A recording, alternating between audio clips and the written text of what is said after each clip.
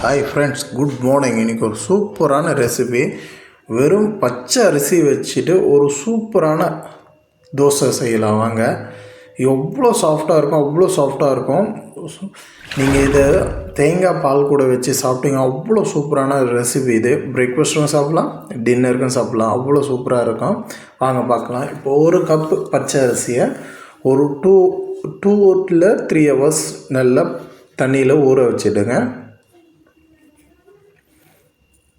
ஊற வச்சிட்ட அப்புறம் தண்ணியில் நல்லா வாஷ் பண்ணிவிட்டு ஊற வைங்க. ஃபஸ்ட்டே வாஷ் பண்ணிவிடுங்க. அடுத்தது எடுத்திங்கன்னா இது போல் பியூர் ஒயிட்டில் இருக்கும்.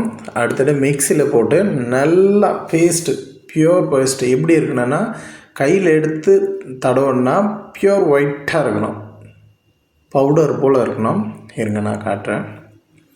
இப்போ எடுத்து போட்டு இதை நல்லா பேஸ்ட் பண்ணிக்கணும். இது இப்போ அடுத்தது காட்டுறோம் பாருங்கள். இப்போ பேஸ்ட் போட்டு அரைச்சி ஊற்றிட்டாச்சு.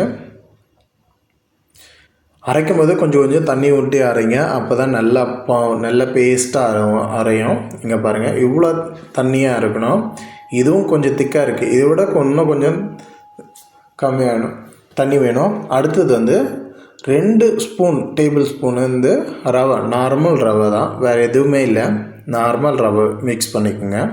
இது ஜஸ்ட்டு க்ரன்ச்சினஸ்க்காக. நீ சுட சாப்பிட்டிங்கன்னா அது ஒரு க்ரன்ச்சினஸ் இருக்கும். சப்போஸ் நீங்கள் கொஞ்ச நேரம் டிலே பண்ணி சாப்பிட்டிங்கன்னா அந்த தோசை சாஃப்டாக இருக்கும், அப்படியே சூப்பராக இருக்கும். இது உடனே சாப்பிட்டனால க்ரன்ச்சினஸ்க்காக போட்டுவேன். இப்போ பாருங்கள், ரவை போட்டுட்டு மறுபடியும் நான் தண்ணி ஊற்றினேன். இப்போ 1 கப்பு நான் அரிசி விட்டனால இங்கே 3 கப்புக்கு தண்ணி ஊற்றினேன். ஃபஸ்ட்டு கரெக்டாக இருந்தது.